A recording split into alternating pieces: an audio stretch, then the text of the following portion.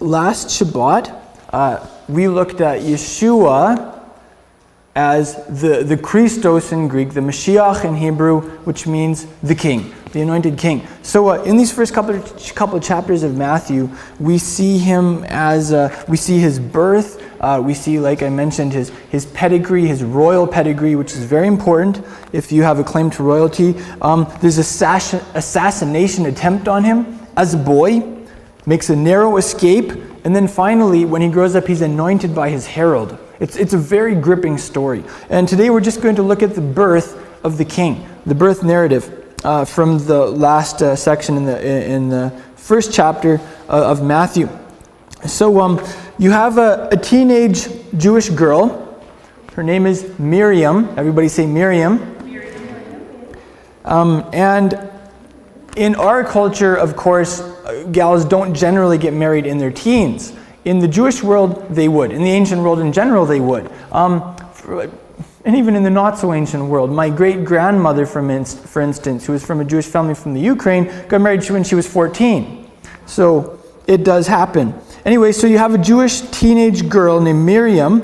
She was, in our lingo, we'd say she was engaged, but she was actually betrothed, which means you're legally married in the Jewish way of doing things, but you are not physically married. It's like a very serious engagement. And during that time, she became pregnant. And Matthew, actually, it states it very simply. It just says it was by the Ruach HaKodesh, by the Holy Spirit. It implies a supernatural agency. It wasn't by physical means. And this is a foundational doctrine of our faith in Yeshua, that his mom was virgin and that she conceived by supernatural means. Now, when people first hear that, they say, yeah, right. In the first century, when people hear that, they would say, yeah, right. When Joseph heard that, he said, yeah, right. I mean, really. Oh, okay, you're pregnant out of wedlock, and it was a miracle. It just happened miraculously. I haven't been with a guy, really. I mean, that's people's first response, skepticism. And we're going to look at that a little bit here. We're also going to look at the ramifications. This is important because if Yeshua was born of a virgin, that's a pretty serious deal. And he should be taken seriously. His teachings and the things that happen in conjunction with his death should be taken very seriously. If Yeshua wasn't born from a virgin girl, and he was born from, let's say, as a product of rape or from an illicit liaison, then the whole thing is a farce. And our faith is a fraud, and we should not be here this morning. We should all be at home sleeping in. That's why this is really important. I'm going to address some different objections and views of the Mashiach's birth from Judaism, from Islam, from Roman Catholicism, and these are important because these are the ways many people in our world think. These are the ways that people in our city think, and you bump into them. Also, we'll look at the skeptics, atheists, agnostics, and what they have to say about the birth of the king. And we're going to start with a freaky thing that hit the newspapers, not tabloids, newspapers in 2004. There was a hammerhead shark, a female in a tank, and there had been no male in that tank for years, and she gave birth.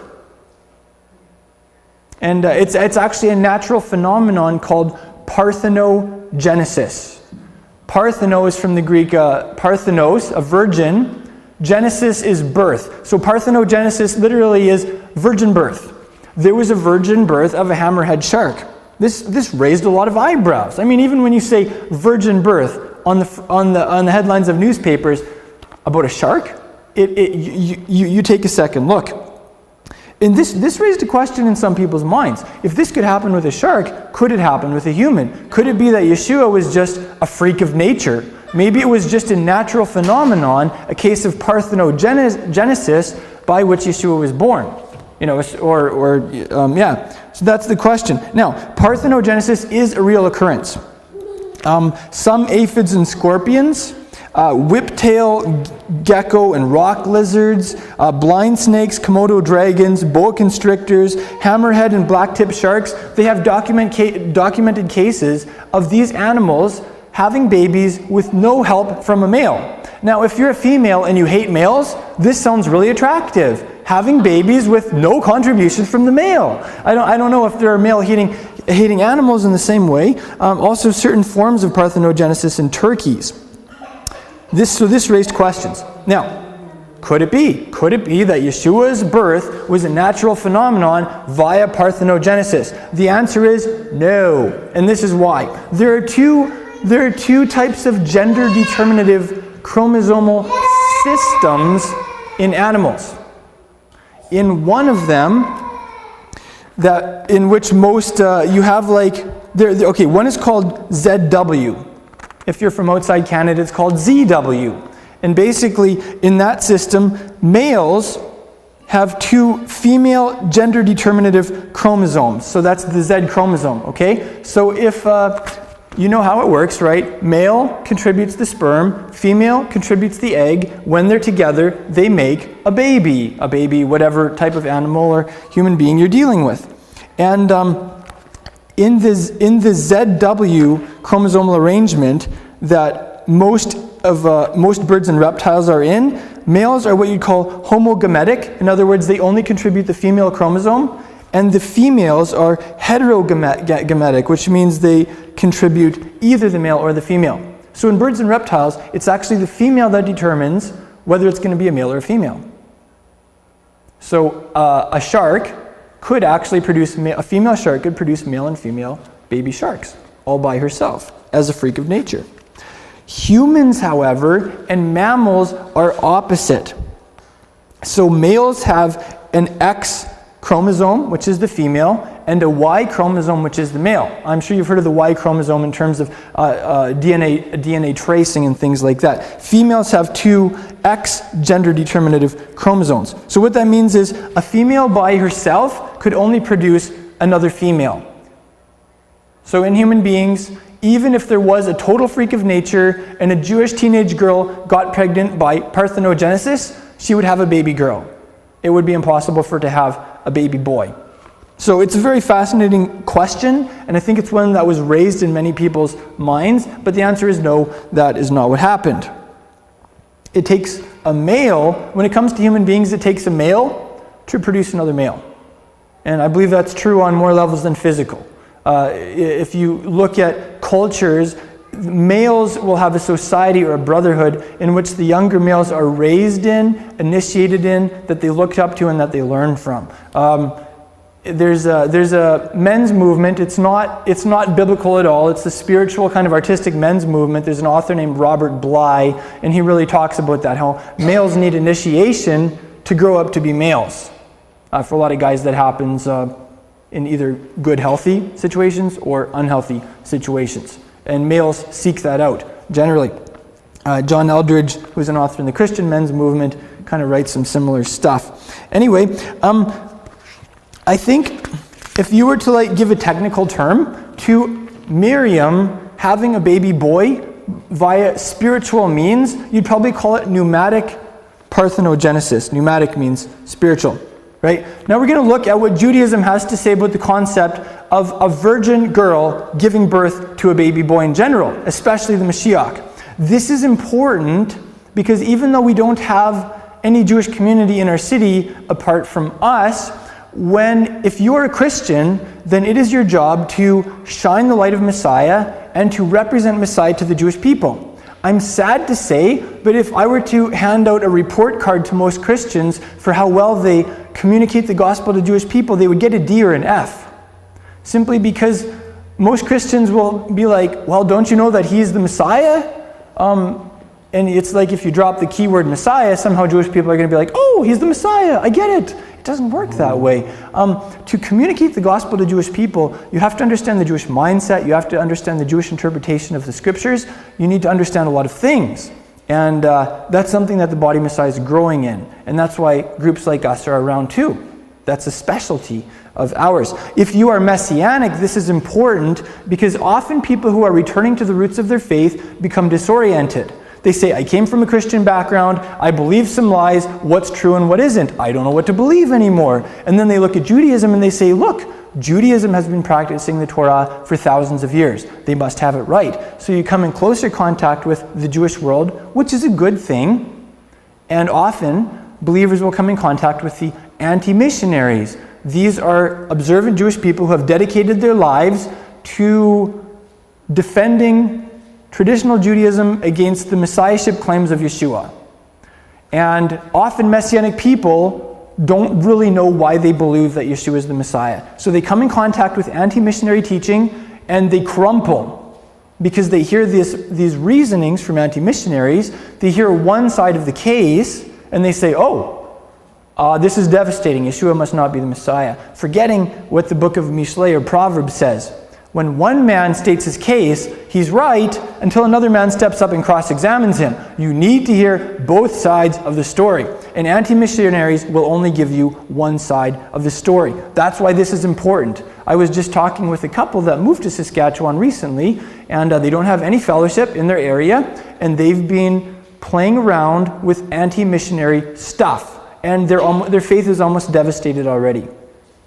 So this is not just something way out there. This is something that happens too often in the Messianic world. So that's why it's important to know what Judaism says and to know what the answers are. Okay, Judaism would say the concept of the Mashiach being born of a virgin, it's not a Jewish concept, and it's nowhere in the Tanakh, the Hebrew Bible. Okay, firstly, the question is not, is it Jewish? The question is it scriptural or biblical? Because all that's Jewish ain't right or true, any more than all that's Scottish ain't right or true. And I'm part Scottish, so I'm allowed to say that. So eating sheep stomachs or running around naked in little dresses, if you're a male, and playing bagpipes, that may not be right or true simply because it's Scottish. I'm not saying it is or isn't, right? I'm giving you a humorous example. Here are some answers to the Jewish objection that Mashiach wasn't going to be born of a virgin. That's not a Jewish idea, and it's nowhere in the Tanakh. Here are 6 lines of reasoning. I'll give them to you. Number 1, the first prophecy of the coming of the Mashiach is in Genesis chapter 3, verse 14, the opening chapters of the Torah. The early Yeshua believers called this the proto-evangelion. It's like the prototype of the gospel. And it simply says, I'm going to read it to you in Hebrew, Ve'eva and enmity ashit. I will place beincha, between you, addressing the serpent, uvein ha'isha, and between the woman, uvein zaracha, and between your seed, addressing the serpent, uvein zara, and between her seed. Hu yeshufcha rosh, he will crush your head, ve'ata, and you tshufenu will crush akev, his heel. So there's the first prophecy of the Messiah. He will come and he will crush the head of whoever it is that this serpent represents. This lying serpent representing the ultimate enemy of the Creator. So that's the first thing right there. Did you notice whose seed it says? It didn't say the seed of Adam. Why didn't it say the seed of Adam? It said the seed of the woman would come and crush the head of the serpent. Keep that in mind. Number 2, we read about Isaac, Yitzchak ben Avraham. He was born of a natural union, but Isaac's birth was actually supernatural also. Sarah was way too old to have a baby. That was a total miracle. And Yeshua is the ultimate ben Avraham, son of Abraham. So could it be that Isaac's supernatural birth was a foreshadowing, to a limited degree, of Mashiach's supernatural birth? I believe so. Get this, there was actually a stream of Jewish thought in the Second Temple era, so a couple thousand years ago, that believed that Isaac was actually begotten of God. So, now that's not true, right? But it was out there. I'm going to read to you a short quote from Philo. How many of you have heard of Philo before? Philo was a Jewish philosopher. He was based in Alexandria, Egypt. He was around when Yeshua was around, and when Shaul, Yeshua's emissary, was around. They were contemporaries. And I'm not quoting Philo as Bible, right? But I'm quoting him because it gives you an insight into Jewish thought in the Second Temple era. This is what Philo says in the 3rd book of his allegorical interpretations of the Torah in chapter 77. He says, "Open your ears, therefore, O ye initiated, and receive the most sacred mysteries. Laughter is joy, referring to where Sarah says, the Lord has called me laughter, and whoever hears of it shall rejoice with me. Laughter is joy, and the expression has caused is equivalent to has begotten. So that what is here said has some such meaning as this: the Lord has begotten Isaac. Now we know that Abraham begat Isaac. That's stated very clearly even in Matthew chapter 1. But just get that. It was so stark, that story about the supernatural birth of Isaac, that some Jewish philosophers concluded God actually begat Isaac. Could it be that Isaac is a picture of Yeshua, the son of Abraham? That's one of his titles in this very chapter. Okay, number 3, in Psalm 2, Tehillim 2, it talks about the Mashiach explicitly. This psalm is about the Messiah, acknowledged in the Jewish world in Bavli Sukkah 52a and Avodah Zarah 3b. Those references probably mean nothing to you, but Judaism today is based not only on the written Torah but on the Talmud, which is massive volume of commentary that was written down from the 200s to the 500s. And in the Talmud it states very clearly Psalm 2 is about the Mashiach. Also in the Midrash in 4 different places, including the Midrash on Psalm 2. This is the way Psalm 2 reads. B'ni ata, you are my son. Ani, I, hayom, today, yelidticha, have begotten you. So get that. In Psalm 2, in the Hebrew Bible, the Creator explicitly says to his Mashiach, you are my son, today I have begotten you. This is fascinating. There's some ancient Jewish commentary called Yalkut Shimoni on Psalm 2. And it compares the Gentile nations, why do the nations rage? It compares them to a robber who stands defiantly behind the palace of the king. And this is what he says: if I find the son of the king, I will lay hold of him and crucify him and kill him with cruel death. So in traditional Jewish thought, there's even the idea that the Mashiach, the son of the king, would be crucified by the Gentile nations. Wow. Okay, fourthly, in the Jewish world in the Second Temple era, Son of God was an accepted title of the Mashiach. So today, the anti-missionaries would say Son of God. That is not a Jewish title for the Messiah. You just don't call the Messiah the Son of God. Actually, that's true today because Judaism has evolved over time, and to some degree, it has grown in antithesis to Christian thought. It's called polemics, right? Christians say one thing, so Jews say the other. And it happens on both sides. Jews say one thing, so Christians say, we're not Jewish, so that's not us. We think differently, because we don't want to look Jewish. That's another dynamic in history. However, 2,000 years ago, in the Jewish world, the Son of God was a title of the Messiah. It was an accepted title. I'll give you a couple historical quotes for this. In the book of Enoch, which was written down like 100 or 200 years before Yeshua, and was quoted by Jude as a reliable scriptural document, Mashiach in chapter 62 verse 5 is called the woman's son. Okay, get that. The Messiah is the woman's son. And then in the oldest portion of the book of Enoch in chapter 105 verse 2, Mashiach is actually called the Son of God. So in Jewish apocalyptic expectation, as the Jewish people were waiting for the coming of the Messiah, even 100 and 200 years before Yeshua came on the scene, they were expecting the Messiah to be the Son of God. The Dead Sea Scrolls, very famous bunch of documents that turned up from the early Qumran community. They were a sect of Judaism that lived out in the desert in Yeshua's time. There's a certain fragment that turned up called the Son of God fragment. Guess why it was called that? Here's what it says. He shall be called the Son of God.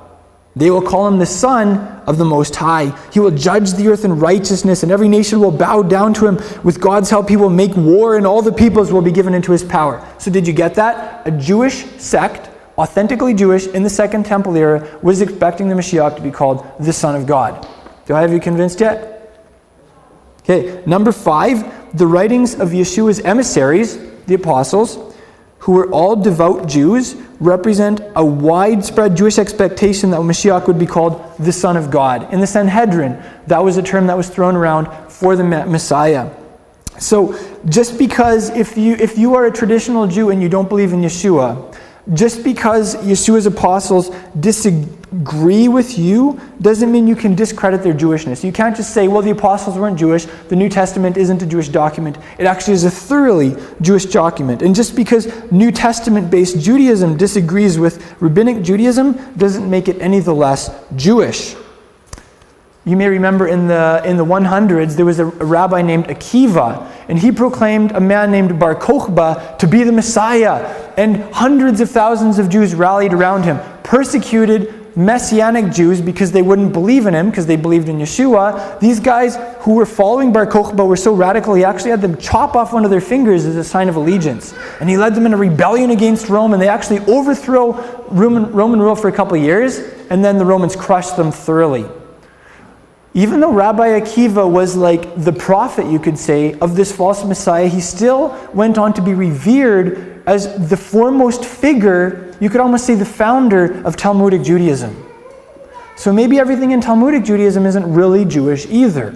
That's something that I would suggest to you if you're a Jew who follows the Talmud and who thinks that the Talmud alone defines Judaism. Okay, and then sixthly and finally, Matthew says that the prophet Isaiah alludes to a virgin giving birth. He says that explicitly.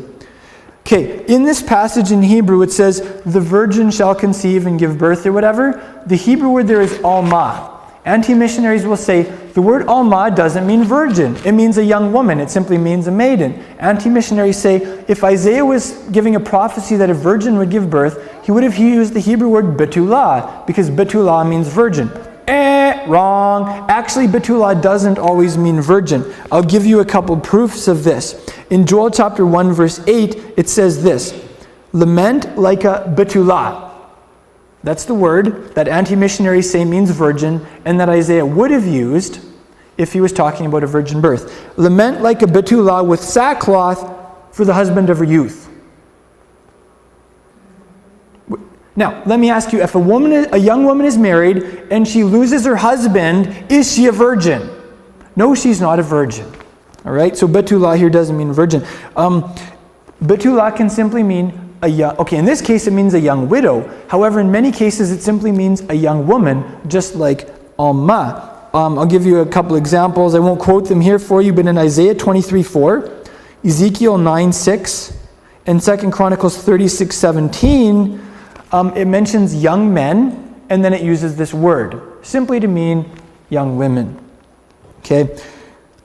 That's the first answer to this anti-missionary objection that Isaiah you would have used the word betulah if he meant a virgin birth. Secondly, who here knows what the Septuagint is? The Septuagint is the Greek translation of the Tanakh, the Hebrew Bible, the Old Testament. And it was done a couple hundred years before Yeshua, and it was a very accurate reflection of Jewish thought.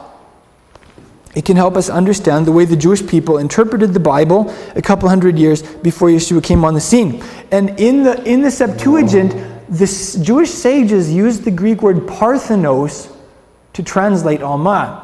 Parthenos almost always means virgin in Greek. Greek is a very precise language. You have a wide variety of words to give the precise nuance. Parthenos is the Greek word for virgin.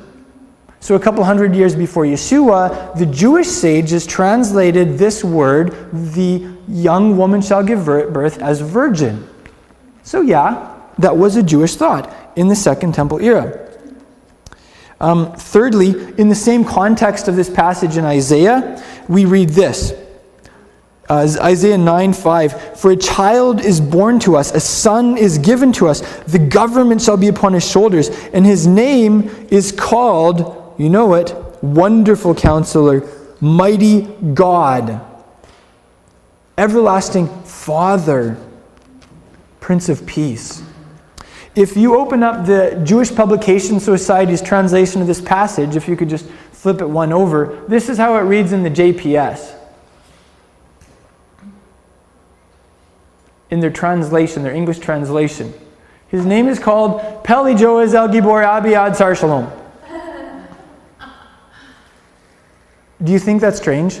This is an English translation. How come they just run all those words together in one long term and they don't translate it? Could it be because if Jewish people read this passage, it would get them thinking?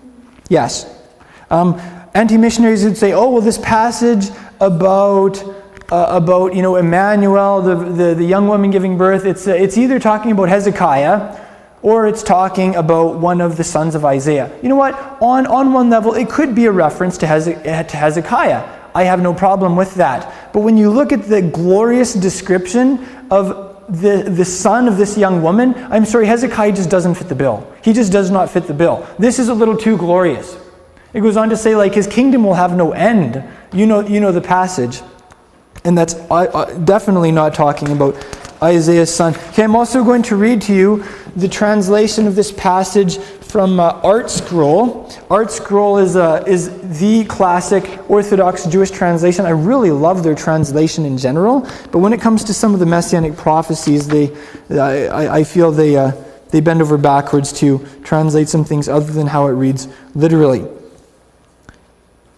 In Art Scroll, the Orthodox Jewish translation of Isaiah 9:6, it says, "For a child has been born to us, a son has been given to us, and the dominion will rest on his shoulder. The wonderful advisor, mighty God, eternal Father, called his name Sar Shalom." So did you get that? They would translate that as the first three titles belong to God, calling his name Sar Shalom. Unfortunately, that's just not how the Hebrew reads. That's really forcing the text. So, Isaiah chapter 9, referring to this character upon which the kingdom will be on his shoulders. Yeah, that's talking about the Mashiach. Okay, so those are some answers to anti-missionary objections. Just hold those in your mind. They're going to be very important for some of you. Skeptics, even here in Prince Albert, agnostics, atheists, they'll often claim that a virgin birth is actually a pagan concept from the pagan cultures of the world. There's a book called The Pagan Christ. There are a lot of books along those lines trying to blur the lines and say basically the early Yeshua believers were just copying pagan culture and misappropriating all of these pagan myths and applying them to Christ. That's a very popular idea out there. And they would say they did that to make him look like he had glorious origins instead of maybe owning up to his true ignominious origins.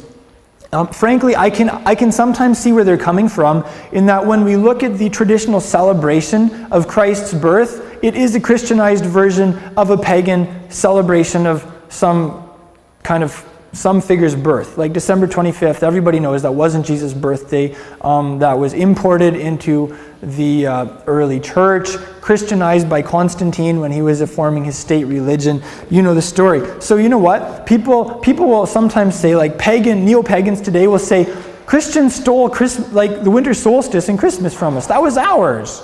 And they went and Christianized it. So that you can see why agnostics and skeptics would say, well, maybe that was just a pagan myth, the whole virgin birth thing.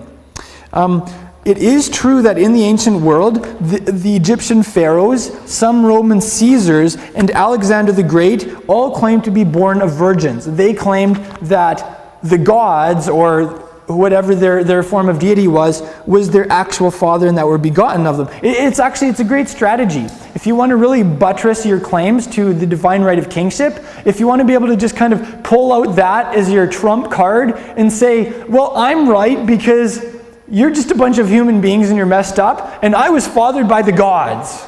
It's like you really can't argue with that one. So you can see where these guys were coming from. Of course, it was a lie. I'll give you three responses to that, to this whole that suggestion that the virgin birth was pagan. Firstly, I just proved to you that the Mashiach being born of a virgin is actually not pagan. It's a very Jewish concept. And it was actually prophesied 7 centuries before Yeshua's arrival by the prophet Isaiah. So it's not pagan, it's Jewish, and it's biblical, and it's ancient. Secondly, here's another. This whole concept of Mashiach being supernaturally conceived by the Ruach HaKodesh through a visitation from God, it's a thoroughly Jewish concept. I'll give you an example. In the Midrash Rabbah, which is ancient Jewish commentary on the book of Genesis, when it says the Spirit of God was hovering over the waters, Jewish commentary says that was the Spirit of Messiah. The spirit of Messiah was around at the very beginning. He was involved in the active process of creating the cosmos. Mashiach was pre-existent. That's a Jewish concept. Thirdly, this is a really old objection, okay? Like, for the first couple hundred years of the Yeshua movement, this is what the early, Greek philosophers and Roman pagans were saying. Hey, that's our idea. Some savior figure being born of a virgin or whatever. And the early Yeshua believers, this was their response. For instance, Justin Martyr and Tertullian, they would say, we didn't take that from you guys. You took that from us. This was our idea. This is a biblical idea. This was a thoroughly Jewish idea, and you pagans stole the idea of the virgin birth from us. So we're not copying you. You are copying us. And you know what? That's an excellent answer. They would also go on to say, you have to be aware of, a force of evil in the world. It's spearheaded by a dark prince who uses the darkness of lies to control human society. And he is a fabricator. He's like the original counterfeiter. So all of these pagan concepts of some Christ figure or a savior figure being born of a virgin, those are just demonic counterfeits. By demons generating those ideas in human cultures that are unregenerate, so that when the real one shows up, people will be so messed up and confused by all the counterfeits, they won't be able to identify the real thing. That was the early Yeshua movement's classic answer to that objection. Of course, if you don't believe that demons exist, or that there is a dark prince who's working to control the world through deception, that's not going to be very convincing. But it doesn't take much of a brain to see that there is evil at work in the world. People are insane. Maybe there's a spiritual influence behind it at times. Okay, so that's an answer to classic Jewish objections. Let's look for a second at Islam and Roman Catholicism and their perspective. Islam actually teaches that Isa, or Yeshua, was born of a virgin, but that he isn't the son of God. Go figure. In Islam, Yeshua is called Isa ibn Maryam. Yeshua ben Miriam. Did you get that? They don't call him Yeshua the son of Joseph. They call him Yeshua the son of Miriam, because she was a virgin when she gave birth to him.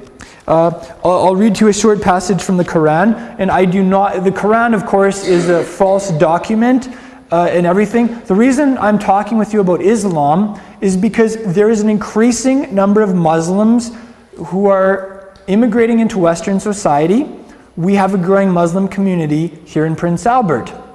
Most people have one of two responses to the encroach of Islam. Either fear, they say they're coming to kill us all and there's nothing we can do. And frankly, quite often that's the reaction in the Messianic world and in the Christian world. Militant Islam is on the rise, we're going down. The other response is just brainless love. And you know what? You should love Muslims. Go say hi, go say salam to a Muslim sometime. Seriously. Let them, because a lot of Muslims move to the West and they think everybody hates them. They think Christians and Jews hate them. And when you actually show them a little bit of kindness, it blows them out of the water. If you read stories of Muslims who came to faith in Yeshua, a little bit of love goes a long way often with a Muslim person. Genevieve and I go out of our way to say hi to Muslims, to welcome them to our country and stuff, because we love them.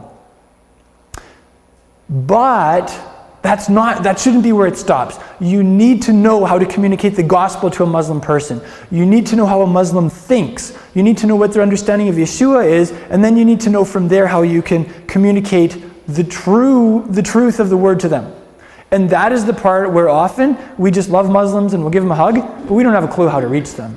And that's why I'm going to be repeatedly saying, this is what Islam teaches, and this is the truth. Because I want us as a community to be equipped to reach Muslims for Mashiach. That's a very important thing to me. Okay, so in the Quran, chapter 19, it's the chapter about Maryam. This is like, I guess this would be their version of God talking. We sent to her our spirit and appeared to her as a well-made man. He said, okay, so get this in Islam, it was the spirit who came to Maryam and said, I am only bearer of a message of thy Lord, that I will give thee a pure boy. She said, how can I have a son? And no mortal has yet touched me, nor have I been unchaste. Did you get that? In Islamic theology, Miriam was a virgin. He said, So it will be. Thy Lord says, it is easy to me, and that we may make him a sign to men. Get that? A sign. In Islam, Yeshua was going to be a sign and a mercy from us. And it is a matter decreed. Then she conceived him. That's what the Quran says about the conception of the Mashiach.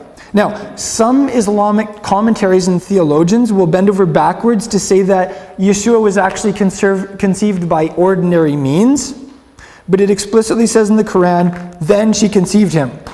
All right? So she heard that she was going to conceive, and she said, how can I? I'm a virgin. And he said, it's going to happen. It's easy for me. He's going to be a sign and a mercy. And she conceived him. Okay, of course, this is not an accurate narrative, okay? I want to point that out. But if you talk with a Muslim person, this is where they are coming from. This is their view of Yeshua.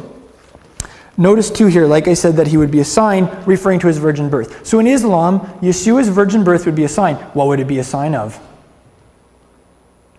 Maybe who his true father was.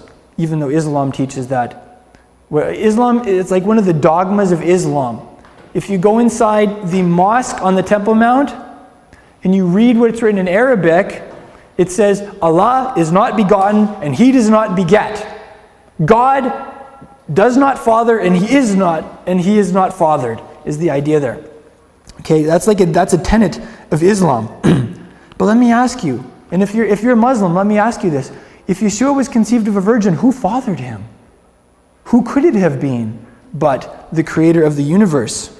Also, if the Gospels, like Matthew, are correct in the details of Yeshua's virgin birth, maybe the Gospels are correct in the remainder of what they say about him. That he actually is the literal Son of God. That he was begotten of the Father.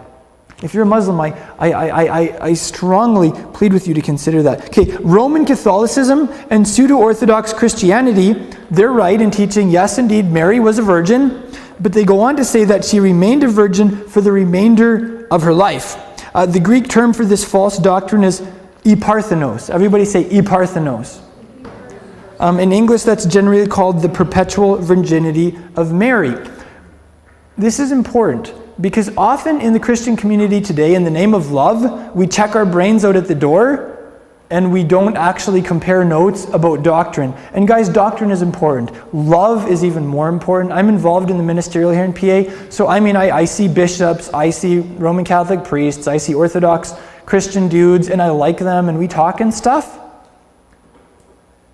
But doctrine is really important. Because it will indicate whether you have a true understanding of Messiah or whether maybe you're actually following a false Messiah. Paul said there are other Christs out there. Okay? Eparthenos. In English that's called the perpetual virginity of Mary. In church liturgy, this idea is expressed as Mary ever virgin. For instance, Eastern Orthodox liturgy often ends with remembering our most holy, pure, blessed, and glorious Lady, the Theotokos and ever Virgin Mary. Okay? Now, if this doctrine of the perpetual virginity of Mary were true, it would explain why Joseph, her husband, died several decades before she did. If I couldn't be physically close with my wife, I think I would go early too. It would be a very miserable existence. But it's not true. Here's something interesting. Martin Luther, Huldrych Zwingli, two of the towering figures in the early Reformation, both actually believed in eparthenos, the perpetual virginity of Mary. John Wesley did too. Interesting little fact. If you read church history, Christians have a very sad tendency to be really squeamish about the physical aspects of love and about marital intimacy. It's like the early church was Victorian, like 16 or 1700 years before the Victorian era started.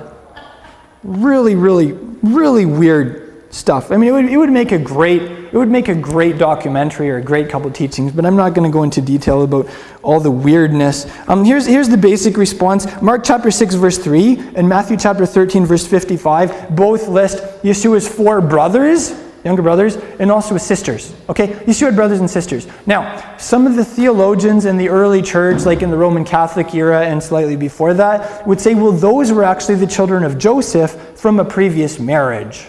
So Joseph was married, he had 4 boys and at least 2 girls, and then his wife died and he became a widower, and then he was betrothed to Mary, and Mary conceived as a virgin and she gave birth, and then they never consummated their marriage. And they lived, well, happily ever after from Mary's side and very unhappily ever after from Joseph's side.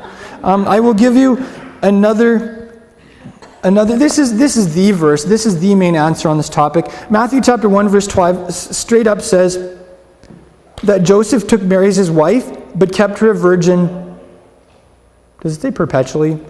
Until, everybody say until, she gave birth to a son, and he called his name Yeshua. Okay, so it says it right there. If it really wanted to underscore the perpetual virginity of Mary, it would have said it. But Matthew said he kept her a virgin until a certain period of time, which makes sense because that's biblical marriage. If Mary was a really spiritual person, and she was, and if she was Jewish, and she was, then she wouldn't be playing weird games and playing ultra hyper spiritual and never being intimate with her husband.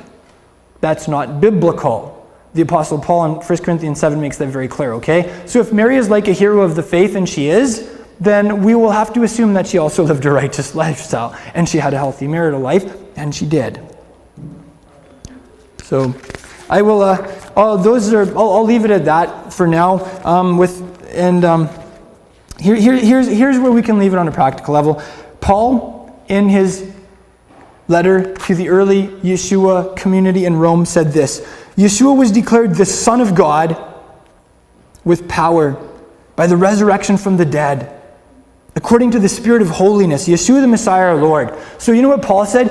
You can know that Yeshua is the Son of God by the resurrection from the dead. God declared it powerfully at that moment. The resurrection of the Messiah is a historical fact. And there is strong evidence proving it. And if Yeshua was truly raised from the dead, you can bet your bottom dollar that everything that was said about him is true. Everything he said about himself. Everything that the apostles said in the New Testament is true about him. Here's a practical conclusion for us. Yeshua is around today because he's the Son of God and he was raised from the dead. He's actually accessible. You can reach him. You can have contact with him. You can know him. You can know the Son of God. He is awe-inspiring.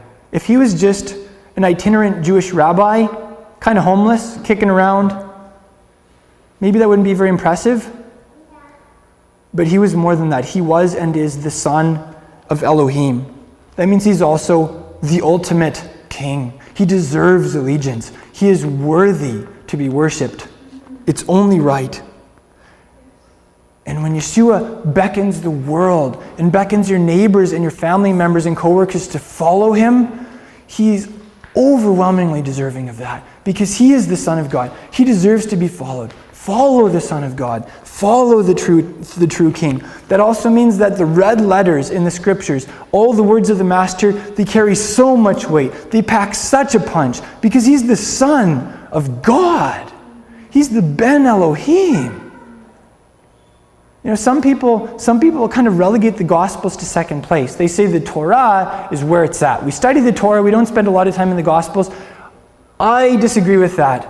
I believe the Gospels are the center of the Scriptures. The Torah is the foundation. It defines terms. It lays the foundation for the Gospels. But stay in the Gospel. Stay in the red letters because they're the words of the very Son of God.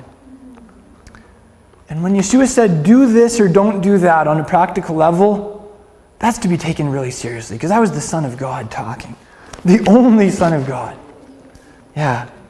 Lastly, we can be proud of Yeshua because he is glorious.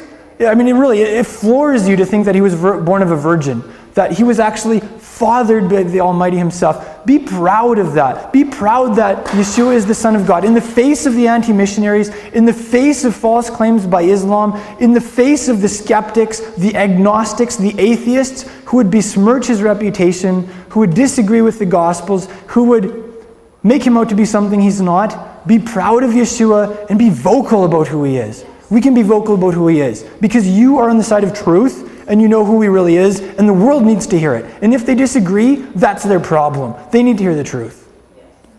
So on a practical level, that's how we can see the doctrine of the virgin birth of the Messiah applied to our lives. So hopefully that equips us to represent Messiah. Hopefully that gives us a deeper awe of him and a greater passion to follow him. Thank you for joining us in this message. I pray that it's been an inspiration to you in your discipleship to Yeshua the Messiah. Crown of Messiah is a relatively small congregation with a massive mission. We're not just making disciples and teaching the Word of God here in our city. We're also doing that internationally through vehicles such as the internet. It is our joy to offer you these messages for free at absolutely no charge. At the same time, we do have ongoing overhead expenses. It costs us something to produce these teachings and get them out to you. And we would appreciate it if you would, in turn, support our work in a practical way. Help us cover some of our basic expenses. You can do that by going to our website, crownofmessiah.com, and going to the donate page, where you can make a one-time donation or you can set up a monthly automated donation. I'm reminded of the words of Yeshua's apostle Paul in Galatians chapter 6. He said, "Let the one who is taught the word share everything good with his teacher." So if you're being taught the word by us, we would appreciate it if you would take the words of Yeshua's apostle seriously and make some type of return for the blessing that we are giving you for free. That way, we'll all be in it together, and we will be a team accomplishing the mission that Yeshua has given us. And you will go from only being a receiver to also being a giver. If you're like most people, finances are tight. We understand that. Finances are tight for us too. That's why we need people like you to come alongside us and to back us in the work that Yeshua has called us to do. Thank you so much for making that donation at crownofmessiah.com, and thank you for becoming a team member with us. We appreciate it.